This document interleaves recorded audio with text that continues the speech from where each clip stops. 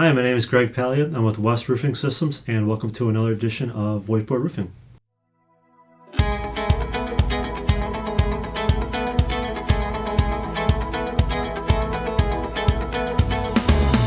In today's episode, we're going to talk about what's the best way to restore a metal roof.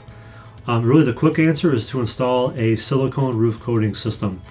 But there are some issues with roof coating systems. There's some eligibility issues out there, so we're going to get into that real quickly here. So first of all, why is a coating system the best way?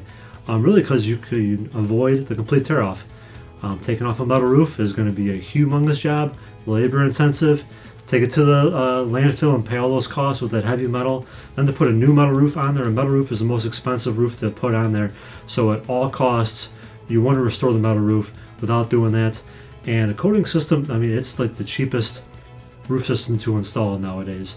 It's $4 to $8 a square foot nowadays, May of 2023. But a couple years ago, it was half that to a third of that, because it's just like super engineered thick paint, pretty much. I mean, it's engineered to withstand all the roofing elements. It has elongation.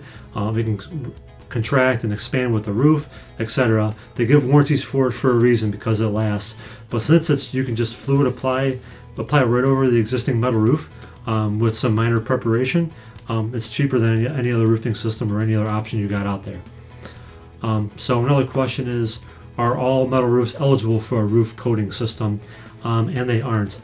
If the metal is too far deteriorated, say more than a quarter of the roof just has terrible metal on it, it's rusted, it's real thinned out, it's not safe to walk on, you might have to lean towards another option, or a complete tear off. Another thing, if the seams are in bad shape, it's not going to be eligible for a coating system. And if there's been no annual maintenance, so the roof's been neglected for multiple years, there could be tons of fasteners that have backed out, that have allowed water to come into the roof. I mean, they could have been simple fixes if someone was looking at it every 6 months, but since they haven't, there's been a lot of simple repairs that have turned into humongous projects now, and now you have no choice but to rip it all off. So definitely the roof's got to be under a watchful eye, kind of, to be eligible for a roof coating system. And then the last question is, what options do I have if I cannot add coating to my metal roof? I would look at the spray polyurethane foam option. Perhaps it could be a great way, because you can just clean the metal roof and put foam over it.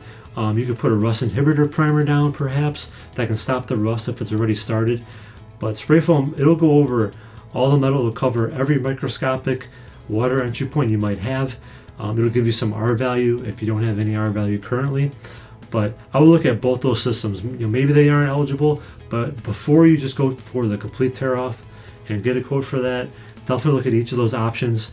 Like I said, coating systems on their own are kind of strict to get put on there, but spray foam's a little bit more lenient.